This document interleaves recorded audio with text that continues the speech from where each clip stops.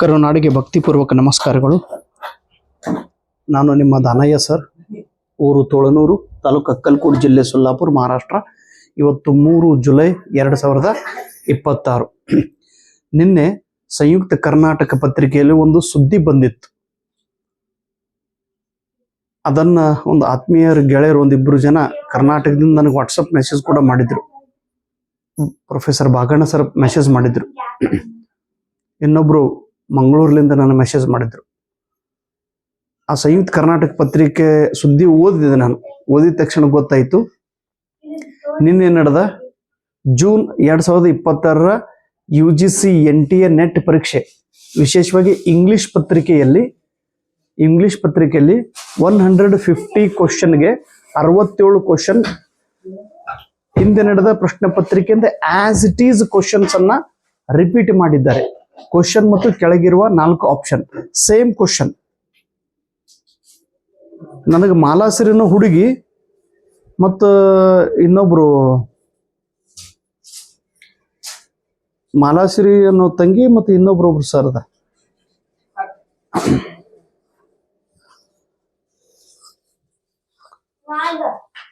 ಅವರು ಏನ್ ಹೇಳಿದ್ರು, ಇಲ್ಲ ದಾನಯ್ಯ ಸರ್ ನಿಮ್ ಬುಕ್ ಭಾಳ ಕ್ವಶನ್ ಬಂದವ್ ನೋಡಂತೆ. ನಾನಂದು ಭಾಳ ಕ್ವಶನ್ ಅಂದ್ರೆ ಏನು, ಇದ್ರ ಬಗ್ಗೆ ತೋರ್ಸರ್ ಪಾಸರ್ ಆಗ್ತಿರಲ್ಲ ಸಾಕೋತಂದೆ. ಬಟ್ ನಿನ್ನೆ ನನಗೆ ಗೊತ್ತಾಯ್ತು ವಿಷಯ. 67 ಕ್ವಶನ್ ಹಿಂದೆ ನಡೆದ ಕ್ವಶನ್ ಪತ್ರಿಕೆಯಿಂದ ಆಸ್ ಇಟ್ ಈಸ್ ಕ್ವಶನ್ಸ್ ಅನ್ನ ರಿಪೀಟ್ ಮಾಡಿದ್ದಾರೆ ಅಂತ ಹೇಳಿ. ಹೀಗಾಗಿ NTA ಕಂಪ್ಲೇಂಟ್ ಕೂಡ ಮಾಡಿದ್ದಾರೆ ಕೆಲವೊಬ್ರು ವಿದ್ಯಾರ್ಥಿಗಳು. ಡೆಲ್ಲಿ ಯೂನಿವರ್ಸಿಟಿ ಒಬ್ರು ಮೇಡಮ್ ಅವರು ಕೂಡ ಕಂಪ್ಲೇಂಟ್ ಮಾಡಿದ್ದಾರೆ ಅನ್ನುವ ಒಂದು ಸುದ್ದಿ ನಿನ್ನೆ ಸಂಯುಕ್ತ ಕರ್ನಾಟಕ ಪತ್ರಿಕೆಯಲ್ಲಿ ಓದಿದ್ದೆ. ಅದು ಒಂದು ಭಾಗ ಆಯ್ತು. ಇನ್ನ ಯೂನಿವರ್ಸಿಟಿಯ ಪ್ರೊಫೆಸರ್ ಮೇಡಮ್ ಅವರು ನೋಡಿ ಕಂಪ್ಲೇಂಟ್ ಮಾಡಿದ್ದಾರೆ ಅಂದ್ರೆ ಓಕೆ. ಆದ್ರೆ ಸಾಕಷ್ಟು ವಿದ್ಯಾರ್ಥಿಗಳಿಗೆ ಗೊತ್ತಾಗುವುದಿಲ್ಲ ಪ್ರಶ್ನೆ ಯಾರು ಎಲ್ಲಿಂದ ಹೇಗೆ ತೆಗೆಯುತ್ತಾರೆ ಅನ್ನೋದು. ಪ್ರಶ್ನೆ ಪತ್ರಿಕೆ ತೆಗೆಯೋದು ಒಂದು ಬಹಳ ಅದ್ಭುತ ಮತ್ತು ಜವಾಬ್ದಾರಿ ಕೆಲಸ.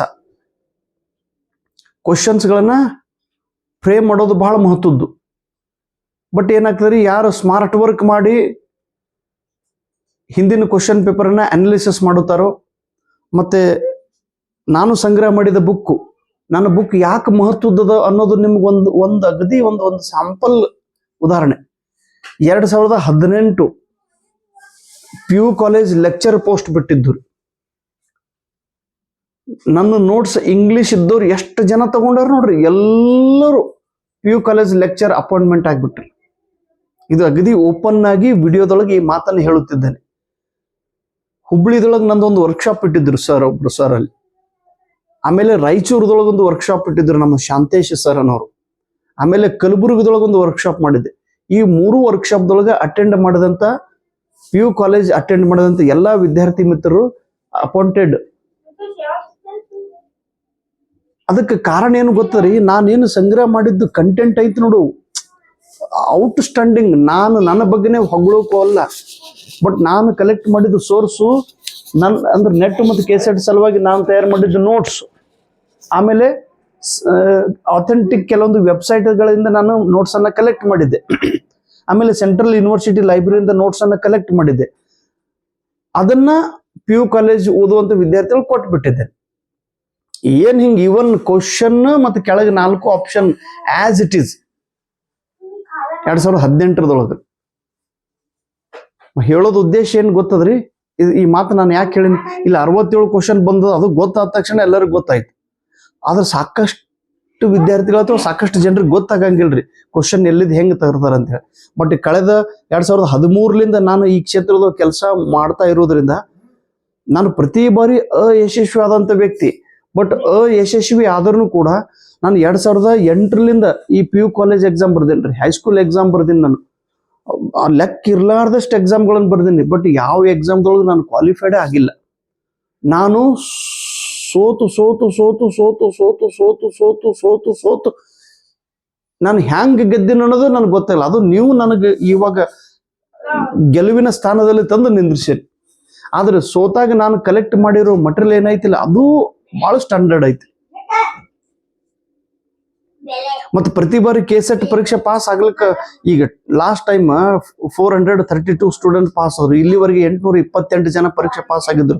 ಎಲ್ಲರೂ ಆಗ್ಲಿಕ್ಕೆ ನಾನೇನು ಇಂಗ್ಲಿಷ್ ಮಟೀರಿಯಲ್ ಕಲೆಕ್ಟ್ ಮಾಡಿದ್ದು ಅದು ಔಟ್ ಸ್ಟ್ಯಾಂಡಿಂಗ್ ಐತಿ. ಹೀಗಾಗಿ ಕ್ವಶನ್ ಸೆಂಟ್ರಲ್ ಯೂನಿವರ್ಸಿಟಿ ಪ್ರೊಫೆಸರ್ಗಳು ಕ್ವಶನ್ ಪೇಪರ್ ತೆಗೆಯುವಂತ ಕೆಲಸ ಮಾಡುತ್ತಾರೆ. ನಿಮಗಿದು ಜಸ್ಟ್ ಈ ಮಾತು ಯಾಕಂತಾರ್ರಿ, ಈ ಸೆಂಟ್ರಲ್ ಯೂನಿವರ್ಸಿಟಿ ಉಳ್ದ ಮತ್ತು ಸ್ಟೇಟ್ ಲೆವೆಲ್ ಯೂನಿವರ್ಸಿಟಿದೊಳಗೆ ಪ್ರೊಫೆಸರ್ಗಳು ಏನಿರ್ತಾರಲ್ಲ ತುಂಬಾ ಜವಾಬ್ದಾರಿ ಇರುವಂತ ಪ್ರೊಫೆಸರ್ಗಳು, ಎಲ್ಲ ಬುದ್ಧಿವಂತ ಪ್ರೊಫೆಸರ್. ಡಿಗ್ರಿ ಕಾಲೇಜ್ ಒಳಗಿರೋ ಗೌರ್ಮೆಂಟ್ದೊಳಗೆ ಅವ್ರು ತೆಗಿಯಂಗಿಲ್ಲ, ಅವರು ತೆಗಿತಿರ್ತಾರೆ. ಬಟ್ ಇದೆಲ್ಲ ಸೀಕ್ರೆಟ್ ಕೆಲಸ. ಅಂದ್ರೆ ಯೂನಿವರ್ಸಿಟಿ ಮತ್ತು ಡಿಗ್ರಿ ಕಾಲೇಜದೊಳಗ ಅನುಭವಿ ಪ್ರೊಫೆಸರ್ಗಳು ಕ್ವಶನ್ ಪೇಪರ್ ಅನ್ನ ಸೆಟ್ ಮಾಡುತ್ತಾರೆ. ಈ ಕ್ವಶನ್ ಪೇಪರ್ ಸೆಟ್ ಮಾಡೋದ್ರಿಂದ ಹೇಗೆ, ಎಲ್ಲಿಂದ, ಯಾಕೆ, ಯಾರು, ಏನು ಅನ್ನೋದನ್ನ ಸೂಕ್ಷ್ಮವಾಗಿ ಗಮನಿಸಿದ ನಿಮ್ಮ ದಾನಯ್ಯ ಸರ್. ಬಟ್ ಒಂದು ಜಡ್ಜ್ಮೆಂಟ್ ಮೇಲಿಂದ ಆ ಕ್ವಶನ್ಸ್ ಗಳನ್ನ ನಾನು ಕೂಡ ಫ್ರೇಮ್ ಮಾಡಿ, ಎಸ್ ಅದನ್ನ ಕ್ಲಾಸಿಫಿಕೇಶನ್ ಮಾಡಿ, ಇದು ಬರ್ಬೋದು, ಇದು ಬರ್ಬೋದು, ಇದು ಬರ್ಬೋದು ಒಂದು ಅಂದಾಜಿನ ಮೇಲಿಂದ ಆ ಪ್ರಶ್ನೆಗಳನ್ನೆಲ್ಲ ಬುಕ್ದೊಳಗೆ ಹಾಕಿಟ್ಟಿನ್ರಿ. ಹಿಂಗಾಗಿ ಬುಕ್ ಅನ್ನ ಓದ್ರಿ ಓದ್ರಿ ಅಂತೇಳಿ ಹೇಳೋ ಉದ್ದೇಶ ಇದೆ.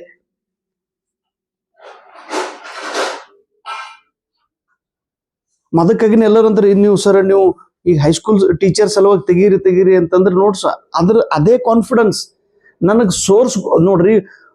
ಒಂದೇ ಕೆಲಸ ನೀವು ರಿಪೀಟ್ ಅದೇ ಕೆಲಸ ಮಾಡೋದ್ರಿಂದ ನಿಮ್ಗೆ ಗೊತ್ತಾಗ್ಬಿಡ್ತದ್ರಿ ಕ್ವಶನ್ ಎಲ್ಲಿಂದ ಯಾರು ಹೇಗೆ ತೆಗೆಯುತ್ತಾರೆ. ನಾವು ಎಸ್ ನಿಮ್ಮೆಲ್ಲರ ಒಂದು ಆಶೀರ್ವಾದ, ಪ್ರೋತ್ಸಾಹ, ಒಂದು ಬೆಂಬಲದಿಂದ, ಏನೋ ಒಂದು ಅನುಭವದಿಂದ ನನಗೆ ಸ್ವಲ್ಪ ಅದ್ರ ಬಗ್ಗೆ ಗೊತ್ತಾಗ್ತಾ ಇದೆ ಹೆಂಗೆ ತೆಗಿತಾರೆ ಅಂತೇಳಿ. ಸೊ ಅದನ್ನೇ ನಿಮ್ಗೆ ಕಂಟೆಂಟ್ ಅನ್ನ ನಿಮ್ಗೆ ಕೊಡ್ತಾ ಇರೋದು. ದಯವಿಟ್ಟು ಆ ಬುಕ್ಗಳನ್ನ ತಾವೆಲ್ಲರೂ ಓದ್ಬೇಕು ಪ್ಲೀಸ್ ಅಂದನ್ರಿ ನಾನು. ಆ ಬುಕ್ಕದ ಬೆಲೆ ನಿಮ್ಗೆ ಯಾವಾಗ ಗೊತ್ತಾಗೋದು, ನೀವು ಪರೀಕ್ಷೆ ಪಾಸ್ ಆದ್ಮೇಲೆ ನಿಮ್ಗೆ ಗೊತ್ತಾಗೋದು ಆ ಬುಕ್ಕದ ಬೆಲೆ ಏನದ ಅಂತೇಳಿ. ನೀವು ದಯವಿಟ್ಟು ಬುಕ್ದೊಳಗೆ ತಪ್ಪನ್ನು ಹುಡುಕೋ ಕೆಲಸ ಮಾಡಬೇಡ್ರಿ. ತಪ್ಪು ಹುಡುಕಿ ನಾನು ಹೇಳ್ರಿ, ಅದನ್ನ ನಾನು ತಿದ್ದುಪಡಿ ಮಾಡ್ತೀನಿ. ಬಟ್ ಅದನ್ನ ಕಚ್ಚಾ ರಸ್ತೆ ಅಂತೇಳಿ ತಿಳ್ಕೊರಿ. This is the rough road. ಅದನ್ನ ಯೂಸ್ ಮಾಡ್ಕೊಂಡು ನೀವು ಮುಂದೆ ಸಾಗ್ಬೇಕು. ರಸ್ತೆ ಇರ್ಲಾರ್ದ ಜಾಗಿಗೆ ರಸ್ತೆ ನಿರ್ಮಾಣ ಮಾಡಿದ ನಿಮ್ಮ ದಾನಯ್ಯ ಸರ್. ಕರ್ನಾಟಕ, ಕೇರಳ, ತಮಿಳುನಾಡು, ತೆಲಂಗಾಣ, ಮಧ್ಯಪ್ರದೇಶ, ಛತ್ತೀಸ್ಗಢ, ಗುಜರಾತ್, ರಾಜಸ್ಥಾನ್, ಹಿಮಾಚಲ್ ಪ್ರದೇಶ್, ಗೋವಾ, ಛತ್ತೀಸ್ಗಢ ಆಗ್ಲಿ, ಈ ಕಡೆ ಇದಕ್ಕೆ ಹೋಗಿನ್ರಿ ಪಶ್ಚಿಮ ಬಂಗಾಳ, ಈ ಕಡೆ ಎಲ್ಲ ನಾರ್ತ್ ಈಸ್ಟ್ ರಾಜ್ಯಗಳು, ಆಸಾಂ, ಅರುಣಾಚಲ್ ಪ್ರದೇಶ್, ಮಿಜೋರಾಂ, ನಾಗಾಲ್ಯಾಂಡ್, ತ್ರಿಪುರ, ಜಮ್ಮು ಕಾಶ್ಮೀರ, ಹಿಮಾಚಲ್ ಪ್ರದೇಶ್, ಉತ್ತರಾಖಂಡ್, ಎಲ್ಲೆಲ್ಲದಾವ್ ನೋಡ್ರಿ. ಅಷ್ಟು ಈ ಪರೀಕ್ಷೆ ಬಗ್ಗೆ ಒಂದು ಹುಚ್ಚು ಹಿಡಿದಿತ್ತು ನನಗೆ. ಹೋಗ್ಬೇಕಂದ್ರೆ ಹೋಗ್ಬೇಕು, ಡ್ಯೂಟಿ ಮಾಡ್ಕೊಂಡು ಈ ಕೆಲಸ ಮಾಡೇನ್ರಿ. ನಾನು ಇಲ್ಲಿ ಹೈಸ್ಕೂಲ್ ಟೀಚರ್, ಪ್ರಾಥಮಿಕನು ಕಲಿಸ್ತೇನ್ರಿ, ಹೈಸ್ಕೂಲ್ನು ಕಲಿಸ್ತೀನಿ ನಾನು. ಇಷ್ಟದೊಳಗೆ ಪ್ರೈವೇಟ್ ಸ್ಕೂಲ್, ನಮ್ಮದು ಎಡೆಡ್ ಸ್ಕೂಲು, ಸಿಕ್ಕಾಪಟ್ಟೆ ಸ್ಟ್ರಿಕ್ಟ್. ಮುಂಜಾನೆ ಬೆಳಗ್ಗೆ 9ಕ್ಕೆ ಹೋದವ್ರು ಸಂಜೆ 6:30 ತನಕ ಸ್ಕೂಲ್ ಒಳಗೆ ಇರ್ತೀವಿ. ಸಿಕ್ಕಾಪಟ್ಟೆ ಸಾಲ, ಅಷ್ಟು ಸಮಸ್ಯೆದೊಳಗೆ ಎದ್ಕೊಂಡು ಹಂಗೆ ಮಾಡ್ಕೊಂತ ಹೊಂಟೀನಿ ಅಲ್ರಿ. ಸೊ ಆ ಸಂಗ್ರಹ ಮಾಡಿದ ಮಟೀರಿಯಲ್ ಇವಾಗ ನಿಮಗೆ ಕೊಡ್ತಾ ಇರೋದು, ಅದು ನಾನು ಎಲ್ಲಿಂದ ತಂದಿನೋ ನನಗೆ ಗೊತ್ತಿಲ್ಲ, ಯಾವ ಲೈಬ್ರರಿ ಒಳಗಿನ ತಂದಿದ್ದೋ ನನಗೆ ಗೊತ್ತಿಲ್ಲ, ಯಾವ ಯೂನಿವರ್ಸಿಟಿ ಒಳಗಿನ ತಂದಿದ್ದೋ ನನಗೆ ಗೊತ್ತಿಲ್ಲ. ಅಷ್ಟು ಮಟೀರಿಯಲ್ ಜೆರಾಕ್ಸ್ ಮಾಡ್ಕೊಂಡು ತಂದು ಇವಾಗ ನಿಮ್ಗೆ ಕೊಡ್ತಾ ಇದ್ದೀನಿ ಅಂದ್ರೆ ನೀವು ಕಂಪ್ಲೀಟ್ ಶ್ರದ್ಧೆ ಇಡ್ಬೇಕು ನನ್ನ ಮೇಲೆ, ನಂಬಿಕೆ ಇಟ್ಟು ಮಟೀರಿಯಲ್ ತಗೊಂಡು ಅದನ್ನ ಅನಾಲಿಸಿಸ್ ಮಾಡಬೇಕು, ಅದನ್ನ ಸ್ಪಷ್ಟವಾಗಿ ಓದ್ಕೋಬೇಕು. ರಿಸಲ್ಟ್ ನೋಡ್ರಿ, ರಿಸಲ್ಟ್ ಆಗ್ಲೇಬೇಕು, ಹಾಗೇ ಆಗ್ತೈತಲ್ಲ. ಉಳಿದಿದ್ದು ಗುರುಗಳದ ಬುಕ್ ಚೆನ್ನಾಗಿಲ್ಲೇನ್ರಿ, ಉಳಿದಿದ್ದು ಗುರುಗಳು ಚೆನ್ನಾಗಿನೇ ಅದಾವ್ರಿ. ಬಟ್ ಆದ್ರೂ ದಾನಯ್ಯ ಸರ್ದು ಸ್ಪೆಷಲ್ ಯಾಕೆ ಅದಾವ ಅಂದ್ರೆ 80 ಪರೀಕ್ಷೆ ಬರೀ ಪಾಸ್ ಆಗಿದ್ದು, ಫೇಲ್ ಆಗಿದ್ದು ಒಂದು 30-40 ಅದಾವ್ರಿ. ನಾವು ಒಂದು 30-40 ಫೇಲ್ ಆಗಿದ್ದು, ಪಾಸ್ ಆಗಿದ್ದು ಹಿಂಗೆಲ್ಲ ಕೂಡಿಸಿದ್ರೆ ಒಂದು 100 ಮ್ಯಾಲ ಕ್ರಾಸ್ ಮಾಡ್ತೀನಿ ನಾನು ಎಕ್ಸಾಮ್. ಅಷ್ಟೆಲ್ಲ ಕ್ವಶನ್ ಪೇಪರ್ ಅನಾಲಿಸಿಸ್ ಮಾಡಿದಾಗ 100% ಜಜ್ಮೆಂಟ್ ಗೊತ್ತಾಗ್ತಾವ ತಮ್ಮ. ಕೆಲವೊಂದು ಮಾತುಗಳು ವಿಡಿಯೋದೊಳಗೆ ಹೇಳೋಕ್ಕಾಗಂಗಿಲ್ಲ, ಅದು ಹೇಳಬಾರ್ದನು ಕೂಡ. ಸೊ ಪ್ಲೀಸ್ ಓದುವಂಥ ವಿದ್ಯಾರ್ಥಿಗಳಿಗೆ ನಾನಂದ್ರೆ ಮುಗಿತು, ಓದೋರಿಗೆ ಮತ್ತು ಸಂಶಯ ಪಡೋರಿಗೆ ಅದೇನು ಯೂಸ್ ಇಲ್ರಿ. ಬಟ್ ಎಲ್ಲರೊಂದು ನಾ ಹೇಳಿನಲ್ರಿ, ನಾನು ಬರ್ದಿದ್ದು KSET paper first Kannada medium theory 1 book, ಆಮೇಲೆ ಸಂಪುಟ 1 ಅತಿ ಸರಳವಾದ ಪ್ರಶ್ನೆ, ಇವು 2 ಬುಕ್ ಓದಿದ್ರೆ KSET 100% pass, no doubt about it. ಮತ್ತು ಅದ್ರ ಜೊತೆಗೆ ಸಂಪುಟ 2, 3, 4 ಇವನು ಬರ್ದಿನ್ರಿ. ಇಲ್ಲದವಲ್ಲಿ ಇವು ಬುಕ್ಗಳು. ಇದು Kannada medium book,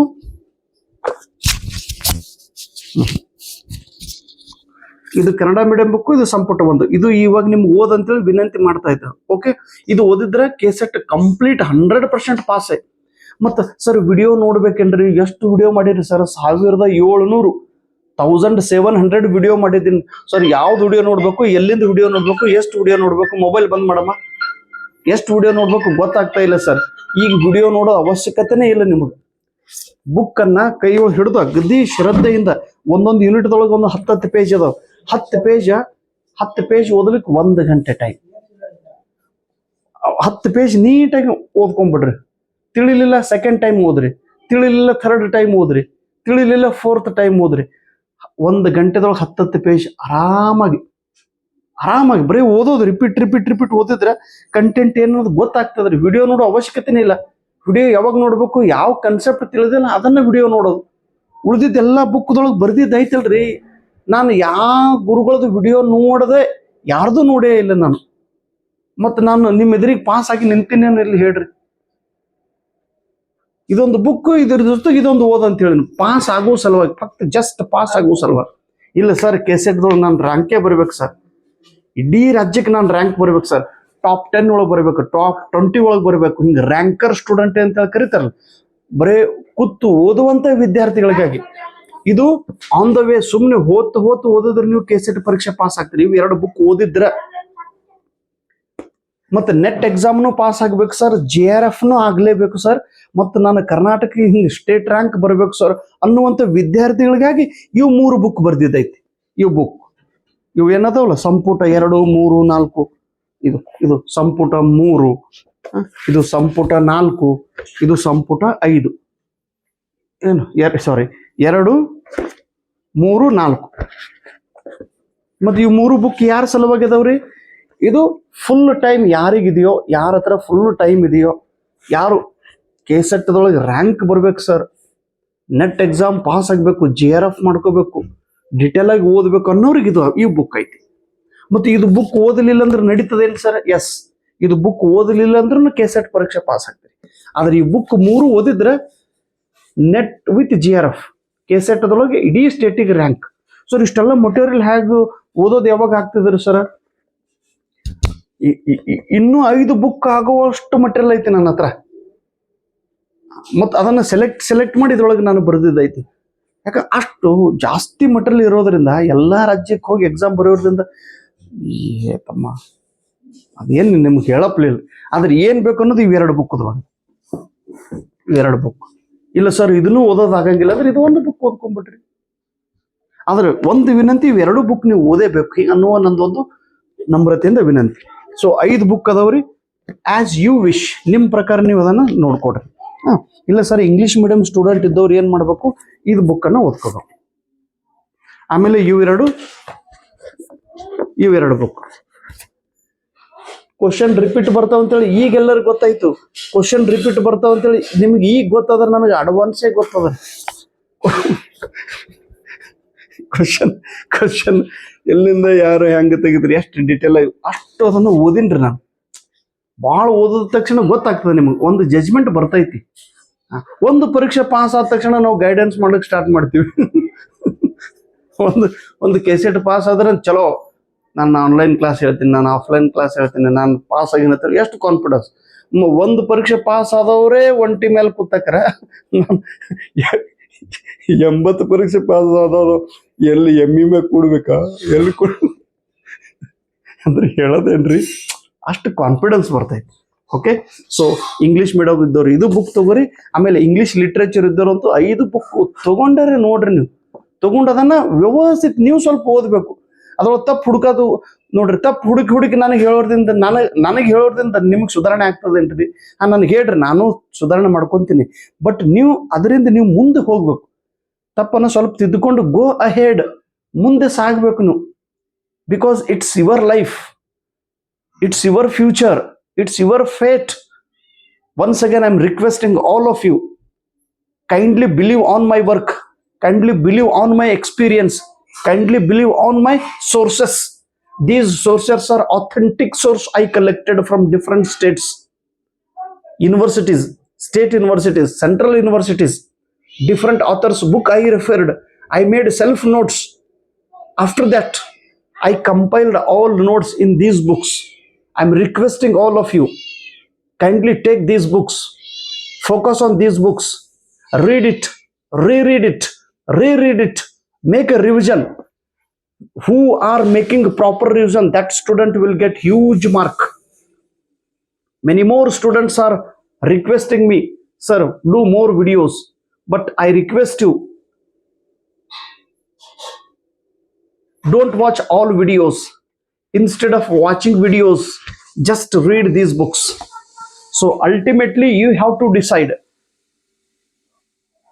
Okay, I'm politely requesting all of you, please take Kannada medium students these books, English medium students, please take these books. You have 3 months in your hand. So please forget everything, focus on KSET exam and get the result. And I also request all English literature students, please take my one theory book and remaining 4 MCQ question bank. Net question paper setters are using question papers. Net question papers are using sources.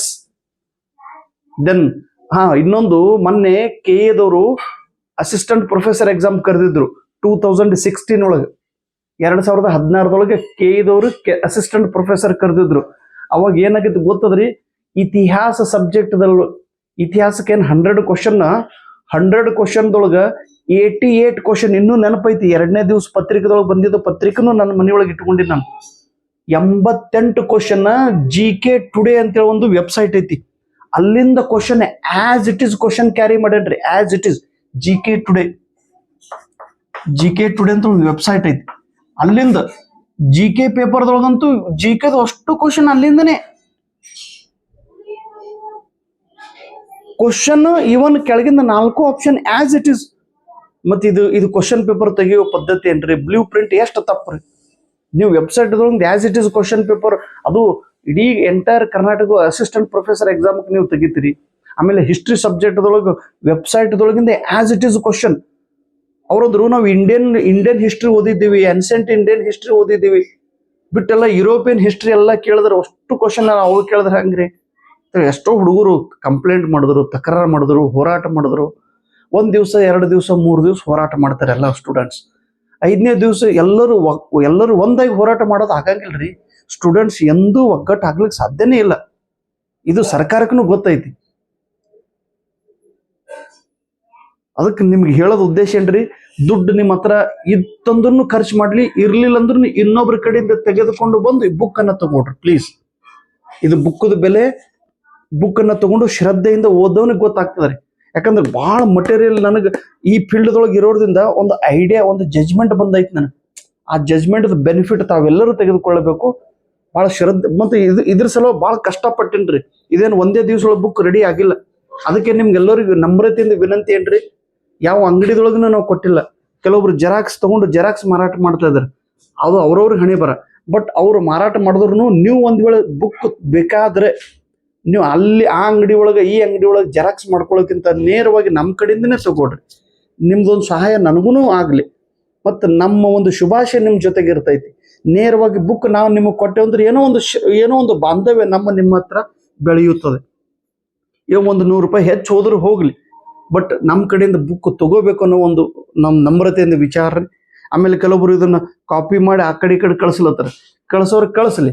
But ಓದಿದಂತ ವಿದ್ಯಾರ್ಥಿಗಳು ಪರೀಕ್ಷೆ pass ಮಾಡಿದ ನಂತರನು ಕೂಡ ನಮ್ಮ ಕಡೆಯಿಂದ ನಮ್ಗೆ ಇವತ್ತೊಂದು ಹುಡುಗಿ ರಾಯಚೂರದಿಂದ, sir ನಿಮ್ಮ ಬುಕ್ ಸಾಫ್ಟ್ ಕಾಪಿ ಬಂದೈತಿ ಸರ್ ನಮ್ಮ ಹತ್ರ ಸರ್, ಅದಕ್ಕೆ ನಾವು ನಿಮ್ದು ಆ ಸಾಫ್ಟ್ ಕಾಪಿ ಓದ್ಲಿಕ್ಕೆ ನನಗೆ ಮನಸ್ಸಿಲ್ಲ ಸರ್, ನೀವೇ ಬುಕ್ ಕಳಿಸ್ರಿ ಅಂತಂದ್ರೆ ತಂಗಿ. ಅಮ್ಮ ಗ್ರೇಟ್, ಥ್ಯಾಂಕ್ ಯು ತಂಗಿ ಅಂತಂದು. ಸೊ ಪ್ಲೀಸ್ ನಮ್ಮ ಕಡೆಯಿಂದನೇ ಬುಕ್ ತಗೊಳ್ರಿ, ನಮಗೂ ಸ್ವಲ್ಪ ಸಹಾಯ ಆಗಲಿ. ನಿಮ್ಮ ಸಹಾಯದಿಂದ ಇನ್ನೂ ನಿಮ್ಮ ಸೇವೆ ಮಾಡಲು ನನಗೆ ಸ್ವಲ್ಪ ಶಕ್ತಿ ಬರ್ತೈತಿ. ಬುಕ್ ಸೆಲ್ ಆದರೆ ನಮಗೂ ಸ್ವಲ್ಪ ನಾವು ಸ್ವಲ್ಪ ಭಾಳ ಕಷ್ಟದೊಳಗೆ, ಆ ಕಷ್ಟದಿಂದ ಹೊರಗೆ ಬರಬೇಕಾದ್ರೆ ನಿಮ್ಮ ಸಹಾಯ ಬೇಕು. ನಿಮ್ಮ ಭವಿಷ್ಯ ರೂಪಿಸ್ಕೊಳ್ಳೋ ಸಲುವಾಗಿ ನಾನು ನಿಮ್ಮ ಜೊತೆಗಿದ್ದೆ. ಸೊ ಇಷ್ಟು ಮಾತು ಹೇಳಿ ನಿಮಗೆ ಮಾತಾಡುವಾಗ ದಯವಿಟ್ಟು ಏನಾದರೂ ತಪ್ಪಾಗಿತ್ತಂದ್ರೆ ಕ್ಷಮೆ ಇರಲಿ. ನಾವು ನೀವು ಕೂಡಿ ಬೆಳೆಯೋಣ. ಧನ್ಯವಾದಗಳು.